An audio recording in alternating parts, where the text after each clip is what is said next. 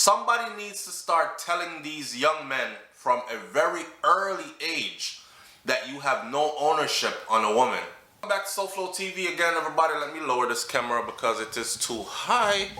All right, welcome back, welcome back. It's your host with the most. So the only reason I'm doing this video is because this is a follow-up, and it's a follow-up to a video that we did about a female that lost her life at the hands of her lover. How we know it was her lover?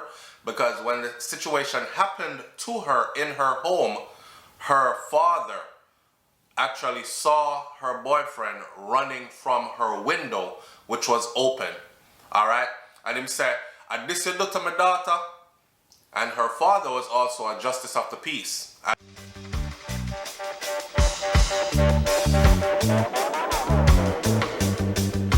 I believe. So, with that said, I don't really wear glasses. I just put these on to make myself look extra smart. Let's get that out the way. Alright, so man pleads guilty to the 2020 murder of his ex-girlfriend in St. Elizabeth. So the man is accused of killing his ex-girlfriend in Brinkley, St. Elizabeth in January of last year. Jermaine Miller is his name, and he has pled guilty to the killing.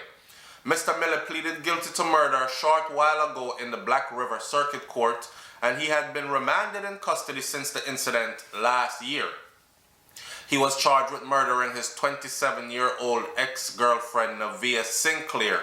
Ex-girlfriend, Nevaeh Sinclair. Sinclair was stabbed to death at her home in January of 2020, and reports are that on January 12, Miss Sinclair and her family had arrived home and they had settled in for the night.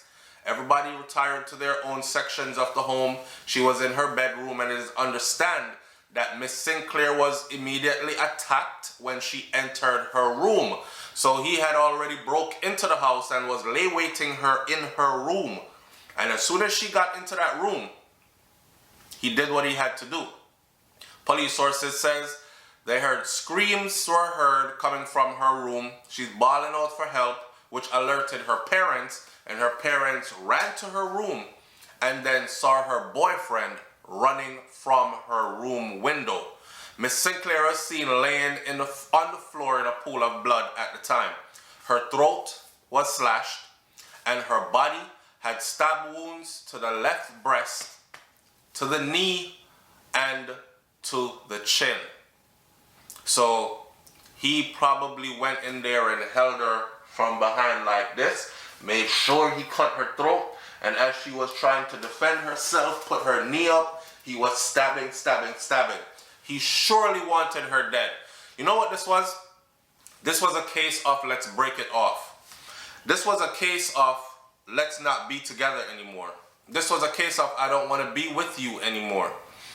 The crazy thing about this is, and I just said it yesterday and I've said it before, if you as a man is not mature enough, if you are not mature enough mentally to deal with the ups and downs that comes with being with a woman, because women are very different creatures from men. So if you are not mentally matured enough to deal with whether it's the breakup or it's the arguments or it's the attitude, they communicate differently. So if you're not in tune, or if you're not mature enough, then it's best for you to just not get into a relationship. Somebody needs to start telling these young men from a very early age that you have no ownership on a woman, and you never will. It is her body. It is her right to do as she pleases. It is a joy and a pleasure if that is what you desire, and she allows you to partake, but she also has the right to say, I am done with you, I don't want to be with you anymore, and you should respect that and go your separate way. No, enough of them, man. Some of these men want to kill. If I can't have you, no one else can, and that kind of stuff. You got to think about the mind frame of a man that is normally normal to everybody around. Because a lot of people have spoken about this brother and them said, no, I can't believe that. Can't believe says him do that. No way he did that. That's not even in his character makeup all the years we've known him. See? And he does this. What did she do so bad that made you feel like you needed to hide in her room, break into her house, hide in her bedroom, stab her to death, cut her throat, and run?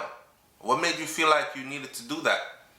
And in closing this video, I will say this. There will probably be no justice because he will plead guilty, which he has. The courts in Jamaica will say, okay, he pled guilty, so slash his time in half. And instead of doing 35 years before eligible for parole, he will end up doing about 15 to 20 years. Mark my words. I'm going to look further to see exactly how much he is sentenced to. And I will keep you up to date on this story. But I guarantee you, he will be out in probably another 2 decades to talk about what he did and to live his life freely, while these parents, if they're still around, they will be mourning even more than ever before the loss of their daughter, the loss of the possibilities of what her life could have been. Because as far as I've heard about her, she was productive and progressive, accomplishing things and going places. I'm out. Peace.